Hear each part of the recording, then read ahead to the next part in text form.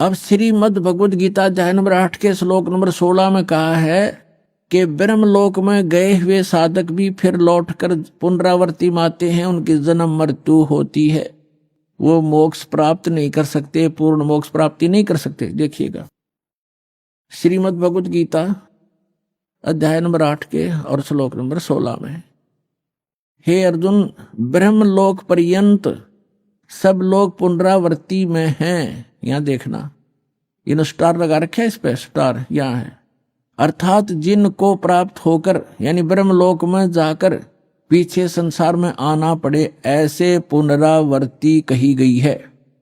ब्रह्मलोक पर्यंत यानी ब्रह्मलोक तक जितने भी लोक हैं, उनमें गए हुए प्राणी वहां जाकर वापस आते हैं। और ये सिद्ध होगा। अब यहां थोड़ा सा ये अज्ञानी विचलित कर देंगे आपको कि इसमें ये लिखा आगे कि मुझे प्राप्त होकर पुनर्जन्म नहीं होता, गीता ज्ञानदाता कहता है। यहां ये अनुवाद गलत किया इन्होंने, देखिएगा, क्योंकि ये कंसेप्ट क्लियर करना पड़ेगा। अब 8 का गीता अध्याय नंबर 8 का श्लोक 16 पढ़ रहे हम। हे अर्जुन, ब्रह्मलोक पर्यंत सब लोग पुनरावर्ती में हैं। पुनरावर्ती माने वहां जिनको प्राप्त होकर पीछे संसार में आना पड़े, ऐसे लोग हैं ये। परंतु यहां लिखा, परंतु हे कुंती पुत्र, मुझको प्राप्त होकर पुनर्जन्म नहीं होता। अब यहां अनुवाद गलत किया है, विद्यते का अर्थ लिख दिया होता। विद्य माने एक, देखो विद्यता एक विद धातु से बना है, तो विद माने जानना होता है। न विद्यते माने जो ये नहीं जानते कि ब्रह्मलोक में गए हुए प्राणी भी पुनरावर्ती में होते हैं, वो मुझे प्राप्त होकर भी पुनर्जन्म को प्राप्त करते रहते हैं। अर्जुन, इसका अर्थ ये बनता, इन्होंने गलत कर रखा है। इसका अर्थ ये बनता है, जो ये नहीं जानते कि ब्रह्मलोक में गए हुए प्राणी भी पुनरावर्ती में है, वहां गए हुए भी उनका पुनर्जन्म होता ही है, तो वो मुझे प्राप्त होकर भी, मेरी साधना करके भी वो पुनरावर्ती में ही हैं, उनका पुनर्जन्म है। अर्जुन, जो ये नहीं जानते, ये देखो फिर आप समझ में आएगा आपको। ये लिखा है, आ ब्रह्म भुवनाथ लोका पुनरावर्ती ने अर्जुन। यह कहता है कि माम उपेते तु कौनते पुनर्जन्म, मुझे प्राप्त होकर पुनर्जन्म है। न विदते माने जो ये नहीं जानते कि आ ब्रह्म भुवनाथ लोका पुनरावर्ती ने अर्जुन, माम उपेते तु कुंते पुनर्जन्म, मुझे प्राप्त होकर तो अर्जुन पुनर्जन्म ही होता है। जो ये नहीं जानते, उन साधकों का भी पुनर्जन्म होता है जो ये नहीं जानते कि ब्रह्मलोक में गए हुए प्राणी पुनर्जन्म में आते हैं, मुझे प्राप्त होकर भी वो पुनर्जन्म ही प्राप्त करते हैं। इसका ये अर्थ है सीधा सा। यदि ये इनका अर्थ माने कि मुझे प्राप्त होकर पुनर्जन्म नहीं होता, ये खुद कहता गीता ज्ञानदाता अध्याय नंबर 4 के श्लोक नंबर 5 और 9 में। देखिएगा, श्रीमद् भगवद गीता अध्याय नंबर आपको ये 4 है, इसका मंत्र नंबर 5 यहां से प्रारंभ होता है और इसका यहां अनुवाद है। हे प्रणतम अर्जुन, मेरे और तेरे बहुत से जन्म हो चुके हैं। गीता ज्ञानदाता कहता है कि हे प्रणतम अर्जुन, मेरे और तेरे बहुत जन्म हो चुके हैं, उन सबको तू नहीं जानता, मैं जानता हूं। और यहां देखो 9 में, अध्याय 4 के मंत्र 9 में कहा है कि अर्जुन, मेरे जन्म और कर्म दिव्य हैं, अलौकिक हैं। यानी जन्म और मृत्यु तो होता ही है। गीता ज्ञानदाता का अध्याय नंबर 2 के श्लोक नंबर 12 में देखिएगा। गीता अध्याय नंबर 2 का अध्याय नंबर 2 श्रीमद् भगवद गीता और श्लोक नंबर ये 12, इसमें कहा कि न तो ऐसा है कि मैं किसी काल में नहीं था, अथवा तू नहीं था, अथवा ये राजा लोग नहीं थे, और न ही ऐसा है कि हम इससे आगे हम सभी नहीं रहेंगे। इससे सिद्ध है कि गीता ज्ञानदाता कहता है कि तेरे और मेरे पहले भी जन्म हुए हैं और आगे भी होते रहेंगे। अब गीता अध्याय नंबर 2 के श्लोक नंबर 17 में गीता ज्ञानदाता कहता है कि अविनाशी तो वो है जिसने सारे ब्रह्मांडों की रचना की, उसको मारने में कोई सक्षम नहीं है। देखिएगा अध्याय नंबर 2 और श्लोक नंबर 17, इसमें कहा कि नाश रहित तो उसको जान जिससे यह संपूर्ण जगत व्याप्त है, इस अविनाशी का विनाश करने में कोई भी समर्थ नहीं है। इसे सिद्ध है गीता ज्ञान दाता से कोई अन्य है सक्षम और समर्थ और अविनाशी परमात्मा। गीता अध्याय नंबर 10 के श्लोक नंबर 2 में गीता ज्ञान दाता स्वयं कहता है कि अर्जुन, मेरी उत्पत्ति को ना ते देवता जानते ना ऋषि, क्योंकि इन सब की उत्पत्ति का कारण मैं हूं, क्योंकि ये सभी इस काल से उत्पन्न हुए ब्रह्म से। गीता ज्ञान दाता ब्रह्म है, इसको सरपुरुष कहा है। श्रीमद् भगवत गीता अध्याय नंबर 15 के श्लोक 16 और 17 में 3 पुरुष हैं, सरपुरुष और अक्षर पुरुष। सरपुरुष ये ब्रह्म है, गीता ज्ञान दाता जो श्री कृष्ण में प्रवेश करके बोल रहा है। ये केवल 21 ब्रह्मांड का प्रभु है, स्वामी है, मालिक है। और अक्षर पुरुष 7 संग ब्रह्मांड का स्वामी है, 7 संग ब्रह्मांड का, इतना ही वो मालिक है, स्वामी है, प्रभु है। और गीता अध्याय नंबर 15 के श्लोक नंबर 17 में कहा कि उत्तम पुरुष है तू अन्य।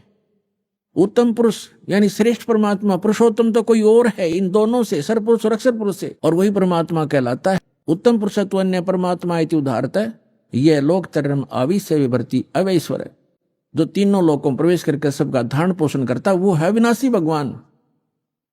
तो यहां गीता ज्ञानदाता अध्याय नंबर 10 के श्लोक नंबर 2 में कहता है कि मेरी उत्पत्ति को, यानी उत्पत्ति तो हुई है इसकी।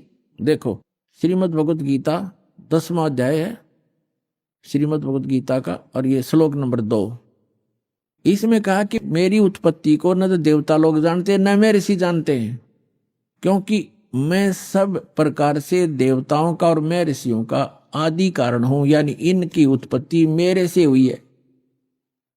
ये आप सृष्टि रचना जो दास ने बहुत बार सुनाई है, उससे आप आसानी से समझ सकते हैं। अब इससे सिद्ध हो गया कि गीता ज्ञान दाता ब्रह्म है और इसकी जन्म मृत्यु होती है। यदि श्रीमद् भगवत गीता अध्याय नंबर 8 के श्लोक नंबर 16 जो इन्होंने अनुवाद किया, अनुवादकर्ताओं ने ये अर्थ लगाए कि मुझे प्राप्त होकर पुनर्जन्म नहीं होता अर्जुन, और फिर ये भी कह रहा है कि ब्रह्मलोक में गए हुए सब पुनरावृत्ति में, वहां गए हुए सबका जन्म मृत्यु होता है, तो वो अर्थ गलत है। वास्तविकता ये है कि गीता ज्ञानदाता कहता है मैं ब्रह्म हूं, मेरा ओम नाम है, और ओम नाम के जाप से जो मोक्ष होता है वही परम गति मेरे सतर की है। उसके विषय में श्री देवी जी ने स्पष्ट कर दिया है 7वें स्कंद में, सचित्र मोटा टाइप, गीता प्रेस गोरखपुर से प्रकाशित में। देवी हिमालय को कह रही है कि ओम नाम का जाप करो, ब्रह्म पाने का उद्देश्य रखो, इससे तुम्हारा कल्याण हो जाएगा और वहां चले जाओगे, उसको प्राप्त हो जाओगे। वो कहाँ रहता है? ब्रह्मलोक में रहता है। और यहां भी 8वें अध्याय के 13वें श्लोक में गीता ज्ञानदाता कहता है मुझ ब्रह्म का केवल एक ओम मंत्र है, नथिंग एल्स। और ओम नाम का जाप करके उससे मिलने वाली जो परम गति उसको प्राप्त होगे। 8वें अध्याय के 16वें श्लोक में लिखा है कि ब्रह्मलोक में गए हुए प्राणी भी पुनरावृत्ति में है, उनका जन्म मृत्यु होता है। इति सिद्ध। अब गीता ज्ञानदाता अपने भी जन्म मृत्यु बताता है, तो उसके साथ के भी जन्म मृत्यु सदा बने रहेंगे, और सदा जन्म मृत्यु बना रहेगा तो वो जीव सुखी नहीं हो सकता, उसको परम शांति नहीं हो सकती। इसलिए गीता ज्ञानदाता अपने से अन्य उस समर्थ और अविनाशी परमात्मा की शरण में जाने को कह रहा है। श्रीमद् भगवत गीता अध्याय नंबर 18 के श्लोक नंबर 62 में गीता ज्ञानदाता कहता है अर्जुन तू सर्वभाव से उस परमेश्वर की शरण में जा, यानी कोई अन्य है वो। ये देखिएगा श्रीमद् भगवत गीता अध्याय 18 का और श्लोक नंबर हम 62 पढ़ेंगे। हे भारत, सब प्रकार से उस परमेश्वर की शरण में जा, उस परमेश्वर की कृपा से ही तू परम शांति को और सनातन परम धाम को प्राप्त होगा। इससे सिद्ध हो गया कि गीता ज्ञान दाता की साधना से न तो परम शांति हुआ, न वो शाश्वत स्थान मिला जो कभी नष्ट में नहीं आता, कभी नाश नहीं होता। अब श्री मद भगवत गीता अध्याय नंबर 15 के श्लोक नंबर 1 से 4 में एक निष्कर्ष दिया है। जैसे श्रीमद् भगवत गीता अध्याय नंबर 4 के श्लोक नंबर 32 और 34 में स्पष्ट किया था अभिदास ने।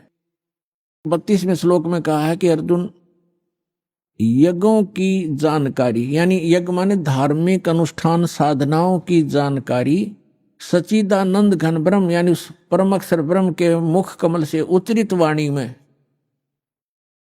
वो बोली गई है, वो तत्व ज्ञान है, उसमें विस्तार से कही गई है। और उसके जानने के बाद फिर पूर्ण मोक्ष प्राप्त हो जाता है।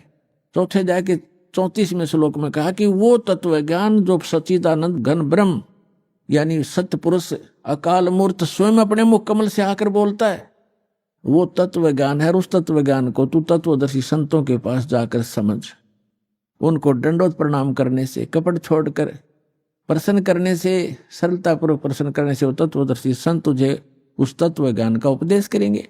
इससे सिद्ध हो गया कि गीता ज्ञान दाता अपने से अन्य परमात्मा के बारे में जानकारी दे रहा है और उस ज्ञान से वो गीता ज्ञान दाता भी परिचित नहीं है।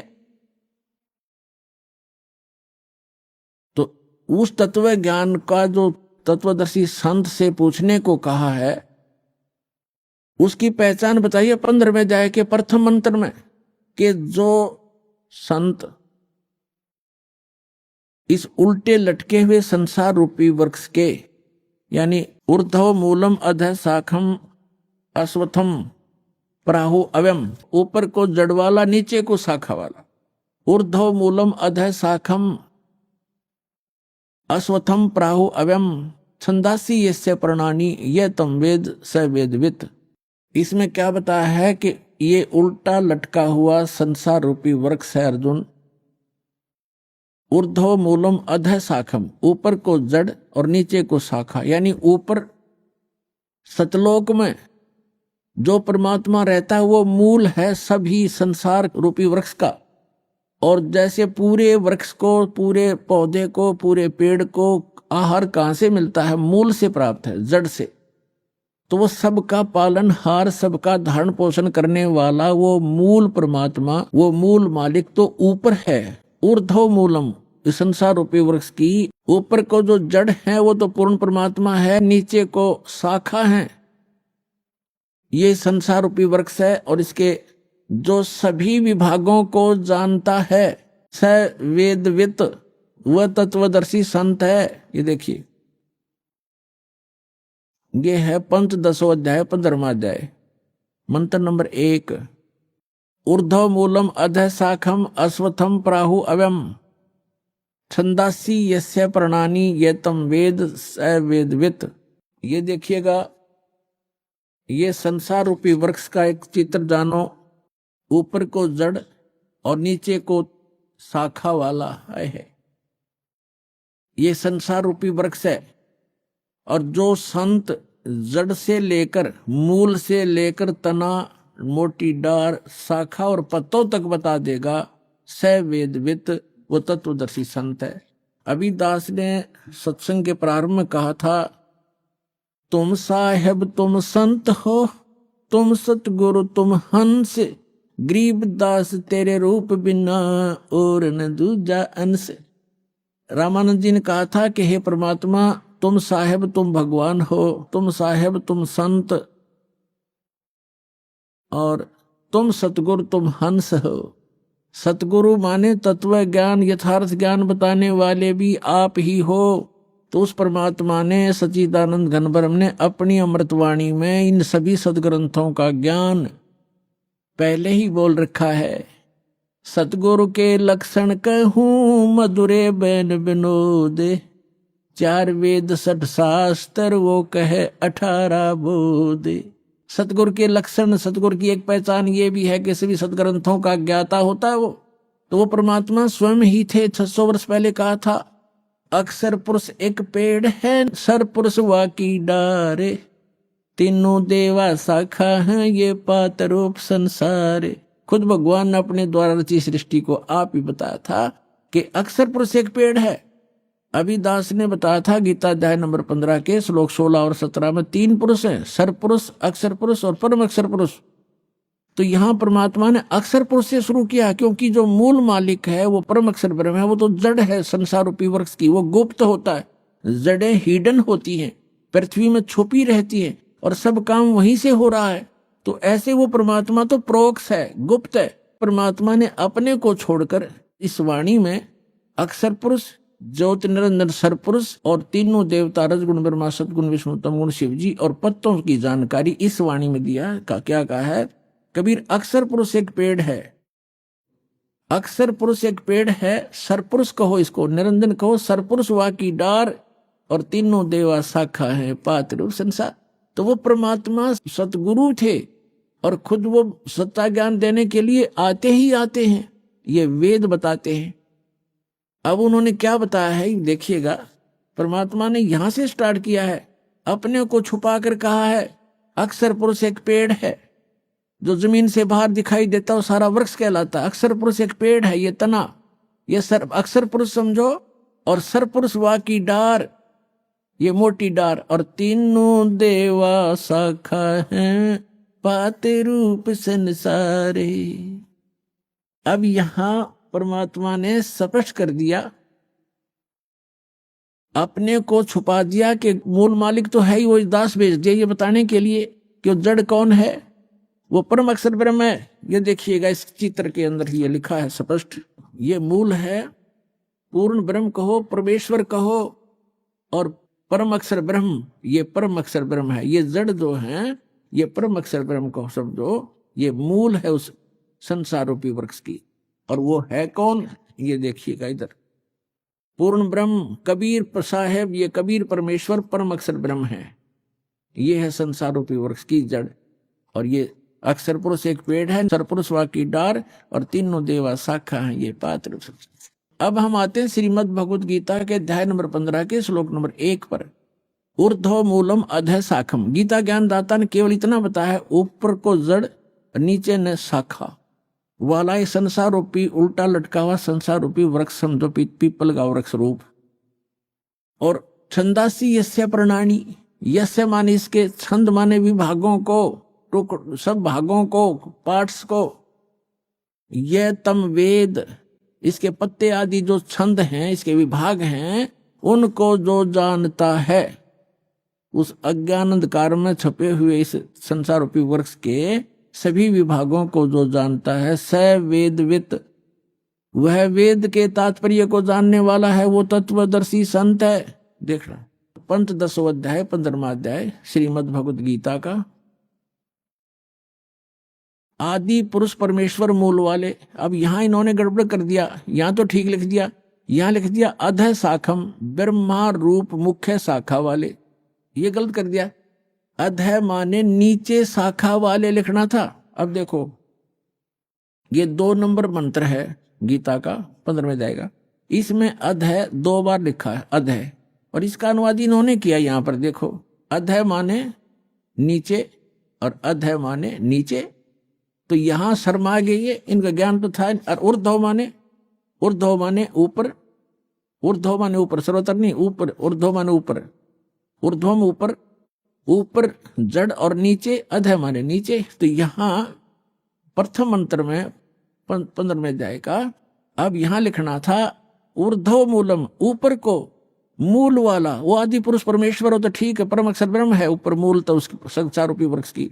और अधः शाखम, ये नीचे को शाखा वाला, जैसा भी आपको दिखा था, ये है ये ऊर्ध्व मूलम अधः शाखम।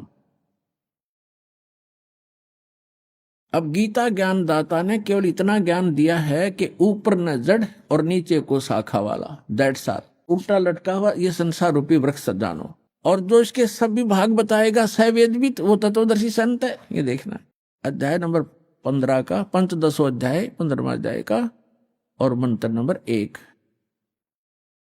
ऊर्ध्व मूलम अधः शाखम अश्वत्थम प्राहु अव्यम छंदासी यस्य प्रणानी ये तम वेद सवेदवित।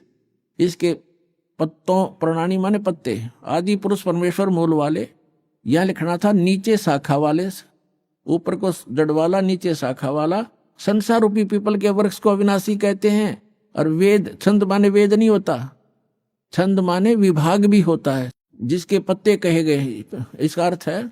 और उस संसार रूप वृक्ष को जो मूल सहित जड़ से लेकर पत्तों तक तत्व से जानता है, स वेदवित, वह वेद के तात्पर्य को जानने वाला है, अर्थात वो तत्वदर्शी संत है।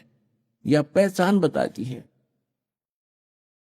अब परमात्मा ने स्वयं आकर बताया है कि अक्षर पुरुष एक पेड़ है, सरपुरुष वाकी डार और तीनों देवा शाखा ये पात रूप संसार। वो मूल कौन है? वो खुद मालिक जो रचने वाला है। तो ये तत्वदर्शी संत अब ये दास है इस पृथ्वी पे और सब सदग्रंथों से प्रमाणित है कि ये लक्षण होते हैं।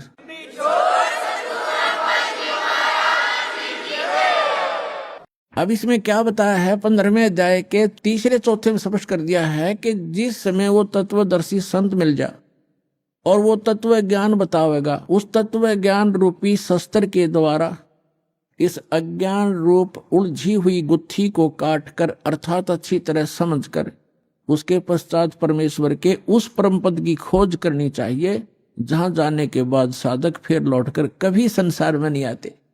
गीता ज्ञानदाता कहता है मेरे भी जन्म मृत्यु और तेरे भी अर्जुन। तो जब तक जन्म मृत्यु है तब परम मोक्ष नहीं हो सकता, वो परम शांति प्राप्त नहीं हो सकती, शाश्वत स्थान नहीं मिला उनको। अब देखिएगा यहां गीता ज्ञानदाता कहता है 15वें अध्याय के और तीसरे मंत्र से, इसमें कहा है कि इस संसार वर्ष का स्वरूप जैसा कहा है वैसा यहां विचार काल में, यानी तेरे मेरे गीता जी के विवेचन में मैं नहीं जानता, नहीं पाया जाता, क्योंकि न इसका आदि और न अंत है। क्योंकि गीता ज्ञानदाता को इसका पता नहीं, क्योंकि यह सृष्टि रचने वाला नहीं है तथा न ही इसकी अच्छी प्रकार से तिथि है। इसलिए इस सुविरूढ़ मूलम, अति दृढ़ मूल वाले, ये गलत है, अति दृढ़ मूल वाले यानी ऊपर का जो लोक है जहां परमात्मा रहता है, वो जहां से सबका धारण पोषण करता है, जो मूल है सबका, वो लोक दृढ़ है, वो अविनाशी स्थान है। सतलोक, अलखलोक, अगम लोक और अकय लोक, जिसको अनामी लोक भी कहती, वो तो सुदृढ़ मूल है। सुदृढ़ मूलम, उस सुदृढ़ मूल वाले यानी उस अविनाशी स्थान वाले भगवान के